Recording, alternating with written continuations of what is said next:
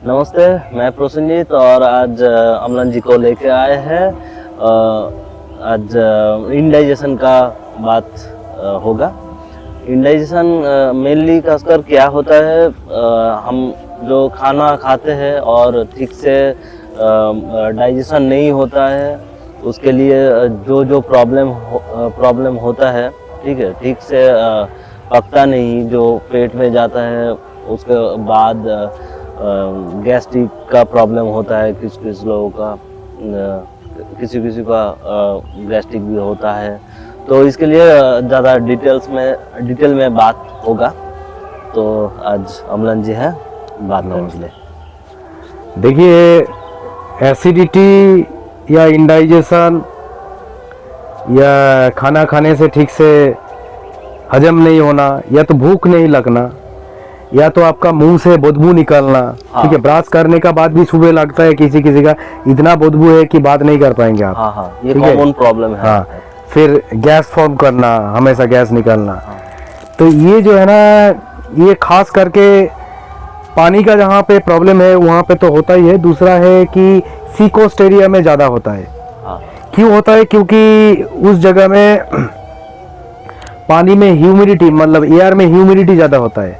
हाँ। ठीक है, तो गर्मी भी होता है, तो गर्मी का वजह से भी होता है। ये सब कॉमन केसेस है। और मैं सोचता हूँ कि इंडाइजेशन या एसिडिटी जो प्रॉब्लम है, या कॉन्स्टिपेशन, ये सभी तो रिलेटेड है, सब इंटरकनेक्टेड है। इससे बचने के लिए हमेशा दवाई जो है हम सहारा लेते हैं ना। कभी एसिड कम करने के लिए कोई दवाई ले लिया, मैं किसी का नाम नहीं ले रहा हूँ। हाँ। या कोई लिक्विड जो सिरप जैसे मिलता है वो ले लिया, या कुछ पाउडर टाइप का होता है वो ले लिया। तो ये जो है ना, ये सब चीज का जरूरत नहीं होता है एक्चुअली। ठीक है, हम लोग क्या करते हैं, जल्दी में ठीक हो जाएगा, ठीक हो जाएगा। इसके लिए हम करते हैं। हर घर में ही होता है ये। एक्चुअली दवाई क्या है, सुनिए कि दवाई जो है ना, जो भी दवाई हम लेते हैं, this is for the initial stages. आपको उस टाइम के लिए, उस मोमेंट के लिए आपको थोड़ा ठीक कर देगा, लेकिन फॉर द लाइफ उसका सॉल्यूशन नहीं होगा। तो ये एलोपैथी हो और होम्योपैथी हो और आयुर्वेदा हो, तो सब में ही एप्लीकेबल है। सब में एप्लीकेबल है, लेकिन सब चीज में एप्लीकेशन से पहले जो बात पहले आता है, जैसे योगा, नेचुरोपैथी और आयुर्वेदा में, इसमें सबसे पहले आपका बॉडी को ना जीरो में लेके लिया जाता है, मतलब क्लीन किया जाता है। उसका बाद आप सोचिए, अगर बॉडी आपका नीट एंड क्लीन है, तो उसमें दवाई का असर जितना जल्दी होगा, और बॉडी में ब्लॉकेज है, उसमें दवाई का असर उतना नहीं होगा। उसमें हाई पावर, ज्यादा पावर वाला आपको दवाई चाहिए। आप ऐसे देख लेना, जो लोग हमेशा फिजिकल फिटनेस मेंटेन करते रहता है, एक्सरसाइज करता है, या डेली एक्टिविटीज कुछ ना कुछ करते हैं, उन लोगों को दवाई का बहुत कम जरूरत होता है। और जो लोग दवाई का सहारे में जिंदगी बिताता है, उसका लेवल पे लेवल, पावर की पावर बढ़ते ही जाता है। सबसे पहले जो हम लोगों को करना है, हम लोगों को बॉडी को प्यूरिफाई करना है, क्लीन करना है, ये पहले सीखना है। ठीक है, ये क्यों करना है? क्योंकि अकॉर्डिंग टू आयुर्वेदा और according to yoga, 3 doshas are there. 3 दोष होता है। 3 दोषास हमारा सभी का बॉडी में है। वो क्या है? वाता, पित्त, कफ। वायु, पित्त, कफ। ठीक है, वाता मीन्स एयर, गैस जो है, तो जो है ना एयर का काम होता है, तो दैट इज वाता। पित्त मीन्स आपका बाइल डक्ट जो होता है, एंजाइम्स जो डाइजेशन करता है, डाइजेस्टिव सिस्टम को ठीक रखता है। ठीक है, उसको पित्त बोलता है। पित्त अगर बॉडी में ज्यादा हो गया तो उसमें you will be talkative, person talkative होगा, और ज्यादा हीट फॉर्मेशन होगा बॉडी में, गर्मी ज्यादा होगा। और कफ जो है, कफ का प्रॉब्लम होगा तो ब्लॉकेज होगा। ठीक है, सिर दर्द होगा, कफ निकलेगा, ये सब प्रॉब्लम होगा। सभी का बॉडी में ये 3 चीज है, लेकिन किसी का हर एक बॉडी में एक ज्यादा होता है, थोड़ा सा ज्यादा। और अगर यही 3 जब एक साथ बढ़ गया, तो बॉडी ऐसा हालत में होगा कि आप जिंदगी अच्छा से जी नहीं पाओगे। बहुत जल्द आपको प्रमोशन मिलेगा। क्या समझ में आ रहा है? तो that is why I am telling कि सबको पहले से ही कंट्रोल, इसको कंट्रोल मतलब बैलेंस में बैलेंस पे रहे। तो तीन दोष को बैलेंस में लाने के लिए purification is very very important. ठीक है, जो हम खाते हैं और उसको निकालना जरूरी है। निकालना मतलब प्यूरिफाई कर।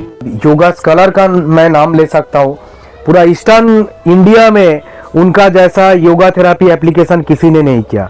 स्वामी Shivanand Saraswati, who was the founder of Umachal Yogashram, जो गुवाहाटी में है। ठीक है, तो उन्होंने उस गुवाहाटी जो वो कामाख्या टेम्पल का नीचे है, आप कभी जाएंगे तो आपको दिखाई देगा। तो उस जगह में बैठ के सालों भर इतना रिसर्च किया कि हम ह्यूमन बीइंग के लिए ये जो कठिनाई है, डिफिकल्ट लेवल ऑफ योगा है, इसको कैसे इजीली कर सकते हैं। ठीक है, धोती क्या है? धोती है कि आपको वॉश करना। ठीक है, कभी पानी पी के, कभी ट्यूब डाल के, पाइप बारिशर धोती, और दंड वस्त्र धोती होता है कपड़ा खा के।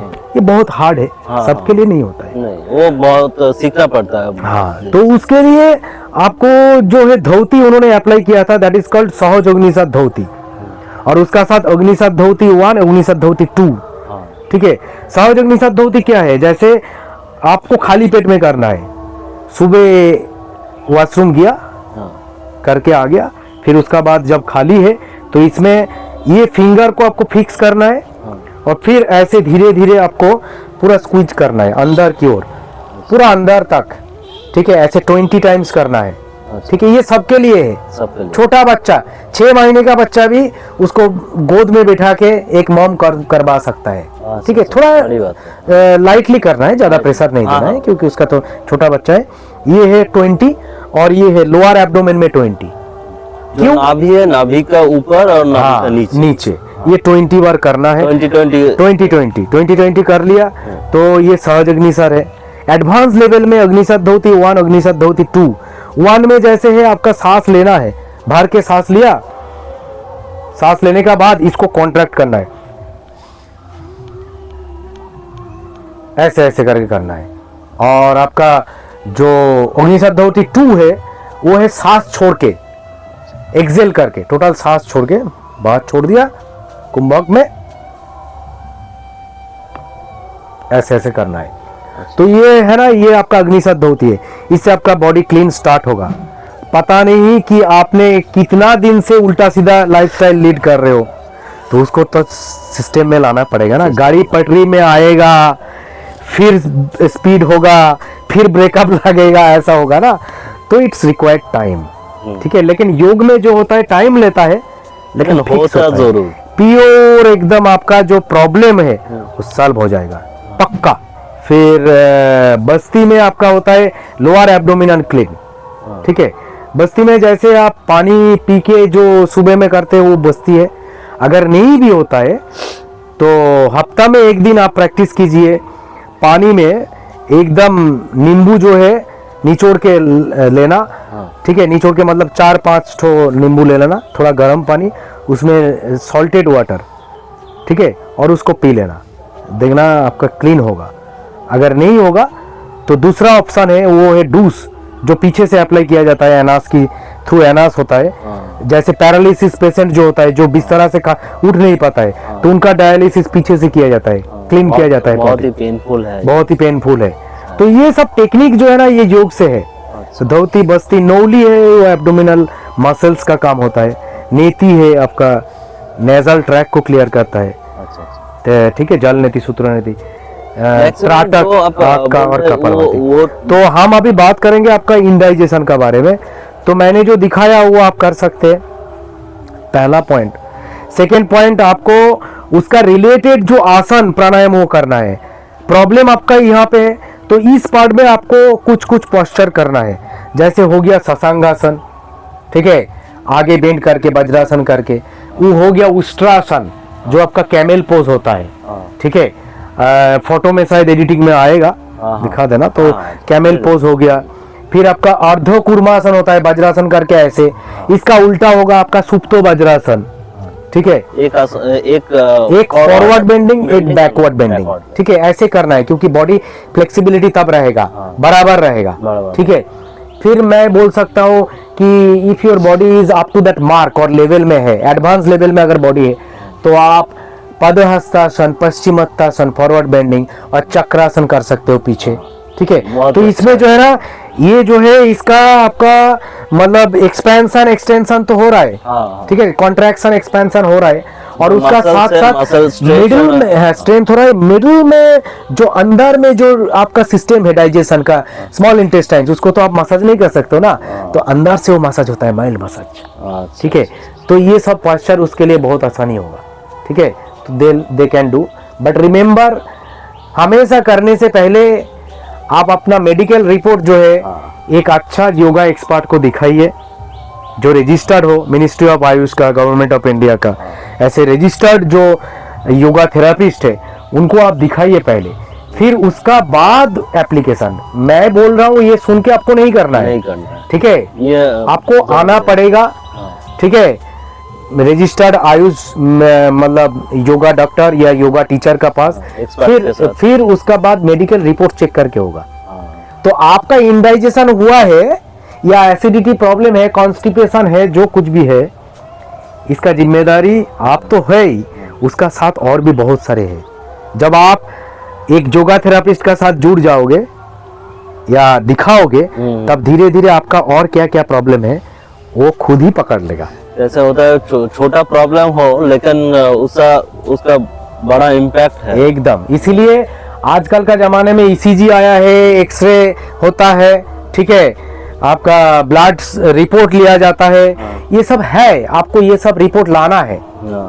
साइंस का साथ, टेक्नोलॉजी का साथ योग को भी जुड़ना पड़ेगा। ऐसा नहीं कि मैं योग कर रहा हूँ टेक्नोलॉजी का साथ नहीं लूंगा। That is why it's called समत्तं योगो उच्यते, सबका साथ इक्वालिटी। ठीक है, मिलना पड़ेगा।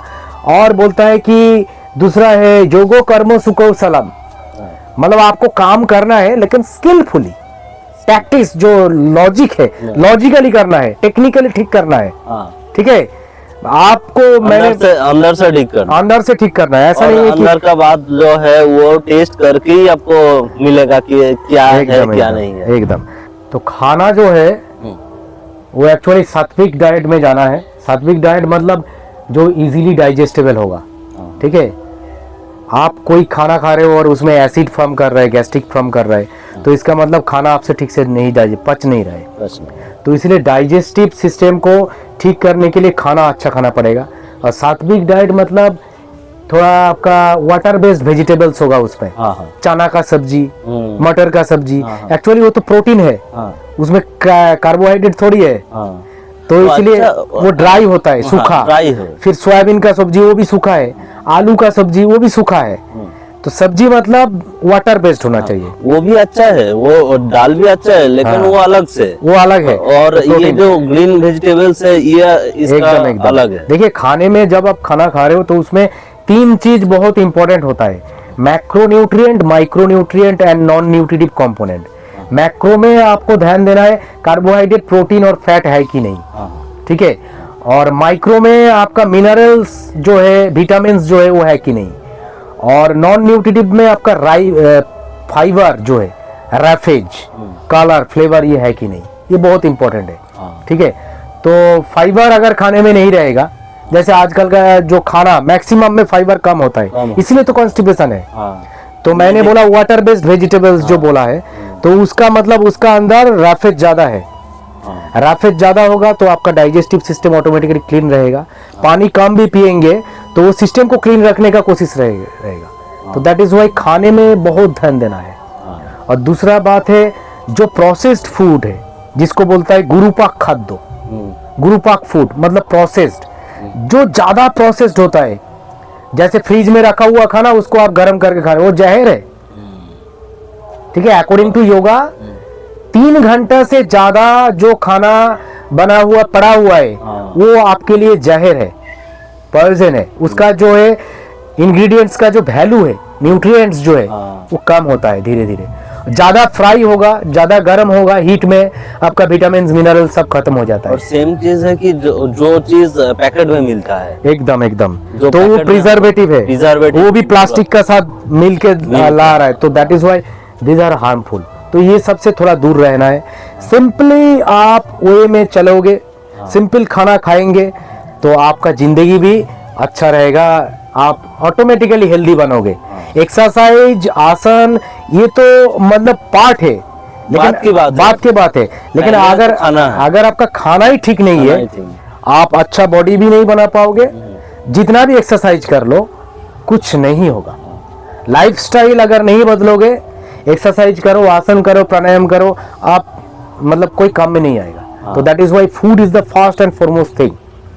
जूसेस में जैसे आप नारियल पानी पी सकते हैं, ठीक है, उसमें कोई मिलावट नहीं होता है, ठीक है। फ्रूट जूस आप ले सकते हैं, पूरा नेचुरल होता है। हाँ, फ्रूट्स में फ्रूट जूस आप ले सकते हैं। सिट्रस जो होता है, नींबू है, ऑरेंज है, ठीक है, पाइनएप्पल का जूस, जैसे जो भी जूसी फ्रूट्स है, जो बना के देता है, या घर में आप बना के। हाँ। और जूस बनाने से अच्छा है, मैं बताऊंगा कि आप उसको मतलब खुद काट के खाइए, हाँ। ठीक है, क्योंकि उसमें जो है आपका जो है सलाइवा एंजाइम्स जो है वो काम में आएगा। हाँ। और दूसरा बात है, वो आपका हेल्थ के लिए भी अच्छा होगा। जितना चीज प्रोसेस करेंगे, सलाइवा के साथ जो मिक्स होता है उसका एक पचन होता है, डाइजेशन में भी अच्छा होता है, ठीक है। ये नेक्स्ट पॉइंट गया आपका जूस का, हो गया खाने का, मैंने बता दिया। अभी नेक्स्ट है जो मैंने बोला, आपने जो सलाइवा का बात बोला, एंजाइम्स। खाना खाने से पहले आपको चबाना पड़ेगा। 32 टीथ्स आर देयर, 32 दांत है ना, 32 तो दांत, कम से कम 32 बार चबाने का कोशिश कीजिए। हाँ, शायद ऐसा नहीं होगा, लेकिन हो जाता अच्छा है, से चबाने से जो है ना आपका जो है आधा मेटाबॉलिज्म, बॉडी मेटाबॉलिज्म आधा स्टार्ट वहीं पे होता है, ग्रोथ एंड डेवलपमेंट वहीं से स्टार्ट हो जाएगा। खाना जो है वो आप भगवान को अर्पण कर रहे हो, ब्रह्मो को अर्पण करो। ब्रह्मा, आग, ये भूख लग रहा है ना, तो ये आग है। आग वो आपका जो सान है, सान का साथ कनेक्टेड है। दैट इज व्हाई आप अगर गुरुकुल में जाओगे, वहां पे खाने से पहले प्रेयर होता है, ओम ब्रह्मार्पणम ब्रह्मभिद ब्रह्माग्नौ ब्रह्मणाहुतम ब्रह्मैव तेन गंतव्यम ब्रह्म कर्म समाधिनम ओम ब्रह्मार्पणमस्तु ओम नमः पार्वती पतये हर हर महादेव। ये प्रेयर होता है। तो इसीलिए आप खाना, जब आपका डिश आ रहा है, कोई भी डिश, उसमें गौर से देखिए, नजर से देखिए और उसको खाइए। और उसका उस टाइम में बात नहीं करना, डोंट टॉक, ज्यादा बात नहीं करना, ठीक है। देखो, खाना पीना, सोना, वॉशरूम में जाना, ये अपना हाथ में है। आप वो आपका पर्सनल है, उस टाइम में आप किसी को एंट्री नहीं देना, ठीक है, किसी को एंट्री नहीं करना। आराम से, शांति से, एकदम मौजा से कीजिए, मौज कीजिए उसका साथ। खाना खा रहे तो चबा के एंजॉय कीजिए। क्या बड़ी बात। Do you love your self? Do you love your food? Do you love your family? एकदम पहले से स्टार्ट कीजिए, आप खुद से स्टार्ट कीजिए। देखना, सब दुनिया आपको प्यार करेगा। हो ही नहीं सकता है, आप खुद से प्यार करोगे तो दुनिया पक्का आपको प्यार करेगा, ठीक है। तो इसलिए टाइम दीजिए। अभी नेक्स्ट पॉइंट है आपका नहाना। नहाने के लिए जो मैं बताऊंगा आपको, नहाना स्टार्ट होता है आपका नेवल रीजियन से। मतलब आपको सबसे पहले पानी यहाँ पे देना है, और उससे पहले पानी पी के जाइए नहाने से पहले। और सुबह सुबह नहाने का कोशिश कीजिए, एकदम अर्ली मॉर्निंग में। जब आप वॉशरूम में जाते हैं, ब्रशिंग कर रहे, मतलब बाउल्स क्लीन हो रहा है, उसी टाइम आप नहा लीजिए। ये सबसे बेस्ट होगा। क्योंकि खाना खाने का बाद अगर आप नहाओगे तो उसमें डाइजेशन का डिस्टरबेंस होता है। इसीलिए कभी भी खाना खा के नहाने के लिए नहीं जाना चाहिए। 1 घंटा 2 घंटा टाइम लीजिए, कीजिए, फिर भी वो डिस्टर्ब होता है। तो इसलिए एम्प्टी स्टमक में नहाना बेस्ट है, उसका बाद आप खाइए, ठीक है। बात है ये। एकदम नहाना एक जो आर्ट है, वो आपको सीखना पड़ेगा। महात्मा गांधी जी जब वार्धा में रहते थे, या गुजरात में उनका जहाँ पे आश्रम में जो, हाँ, साबरमती आश्रम में रहते थे। तो गर्मी का मौसम में अब ज्यादा टाइम, दूसरा टाइम में भी जब वो फ्री रहते थे, वो अपना पेट में टॉवल में पानी डाल के ऐसे बैठते थे, ठीक है। क्योंकि ये यहाँ पे 72,000 नाड़ी है, 72,000 नाड़ी, जो हम जब जन्म लिया था, मम्मी का अम्बिलिकल कॉर्ड से काट के आया था, तब आप धरती का साथ कनेक्टेड थे। लेकिन अभी जो है, अभी भी कनेक्टेड हो थ्रू योर ब्रीदिंग, और भी है। तो इसीलिए उसको पहले ठंड करना है, इसको आपने ठंडा किया तो ऑटोमेटिकली ये सिस्टम स्टार्ट हो जाएगा। हाँ। और ये भी एम्प्टी स्टोमक में नहाना। दूसरा है नेचुरोपैथी है, जैसे आप मिट्टी जो होता है ना, मिट्टी का जो मतलब एकदम प्लेन वाला पार्ट है, मुलायम वाला जो पार्ट है, हाँ।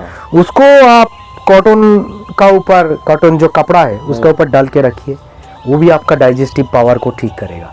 अच्छा। ये नेचुरोपैथी है, लेकिन एम्प्टी स्टोमक में लेना चाहिए। बीच बीच में भूख लगे तो जूस पी सकते हैं आप। अभी नेक्स्ट पॉइंट है जो हम लोग फॉलो नहीं करते, वो है फास्टिंग। ठीक है। हाँ। फास्टिंग का मतलब ये नहीं है कि अमावस्या या पूर्णिमा में आपको फास्टिंग करना है, वो तो बहुत मतलब हायर लेवल का बात है। हाँ। फास्टिंग आप ऐसे कर सकते हैं कि कभी रात को ऐसे आपको लगा कि आज भूख नहीं लग रहा है, हाँ। तो उस रात को आप खाना मत खाइए, ऐसे पानी पी के लेट जाइए। आदमी फास्टिंग से नहीं मरता है, लेकिन फास्टिंग तोड़ने से मरता है, क्योंकि आधा आदमी को पता नहीं है फास्टिंग कैसे तोड़ा जाता है। हाँ। ठीक है। ये भी। जैसे हम ईद में देखते हैं, ईद में जब रोजा चलता है, हाँ। और भी जैसे बाकी हिंदियों में भी, क्रिश्चियन में भी है फास्टिंग, हर रिलीजियन में है। हर रिलीजन में है। ज्यादातर आदमी फास्टिंग तोड़ता है ड्राई फ्रूट, ड्राई खाना, सूखा खाना लेके। हाँ। सबसे पहले आपको पानी पीना है, फिर जूस पीजिए, फिर उस दिन सूप पीजिए, खाने में भी सूप, ड्राई खाना मत लीजिए। ऐसे धीरे धीरे फास्टिंग तोड़िए, तब आपका सिस्टम में आएगा। और अगर पहले ही आपने ड्राई खाना खा लिया, प्याजी ले लिया, पकौड़ा ले लिया, तो आपने तो सिस्टम को डिस्टर्ब कर दिया पहले से ही। नहीं, ईद हो जाने के बाद जो इफ्तार का टाइम है, पहले हाँ। फ्रूट खाया जाता है। हाँ हाँ, नहीं वो तो अच्छा है, हाँ। लेकिन बहुत सारे ने जो है नहीं मानता है। हाँ। ठीक है, तो फ्रूट से तोड़ना पड़ेगा। हम्म। ठीक है, तो ये है हो गया आपका फास्टिंग और खाना। हाँ। स्लीपिंग, एकदम साउंड स्लीप होना चाहिए। तो उसके लिए जो बोला वही, खाना खाने से पहले 1 घंटा पहले से आप मोबाइल फोन, इलेक्ट्रॉनिक गैजेट्स देखना बंद कर दीजिए। हाँ, हाँ। कोई भी टीवी, और अंधेरा में तो देखना ही नहीं, पूरा लाइट में देखना है। हाँ। ठीक है, लाइट जहाँ पे है, लाइट जला के टीवी देखना है। इक्वल लाइट होगा। ठीक है, तब। तो ये है, देखना ही नहीं, इलेक्ट्रॉनिक गैजेट से दूर रहना। हाँ। नींद अच्छा होगा तो आपका माइंड भी अच्छा रहेगा, बॉडी भी फ्रेश रहेगा। हाँ। तो इसलिए साउंड स्लीप भी इंपॉर्टेंट है। So these are all things for curing the indigestion. Digestive problem है तो क्यूर करने के लिए ये सब इंपॉर्टेंट है। और बाकी कुछ प्राणायाम है, मुद्रा है, ये तो है ही, ये सब करना पड़ेगा। तो आज का एपिसोड कैसा लगा आप कमेंट करके बता सकते हैं, और जो अच्छा लगा तो थोड़ा सा एक लाइक कर देना और शेयर भी कर देना। अगर अच्छा लगा तो ऑब्वियसली शेयर कर देना, फ्रेंड के बीच में, कोई रिलेटिव के बीच में शेयर कर देना। अब तक के लिए बाय। Thank you.